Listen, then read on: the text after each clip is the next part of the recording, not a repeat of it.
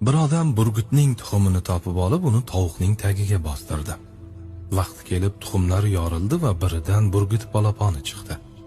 U atrofidagi jo'jalar bilan birga o'sdi. Har kuni u boshqa tovuqlar qatori yer titib, don va chuvalchang izlash bilan mashg'ul edi. Uning fikricha, hayot ana shunday bo'lishi kerak edi. Bir kuni u osmonda parvoz qilayotgan, yerni balanddan kuzatayotgan ulug'vor bir qushni ko'rdi.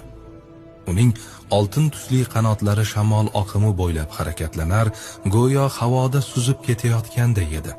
Burgut zavq bilan yonidagi tovuqdan so'radi: "Bu kim?"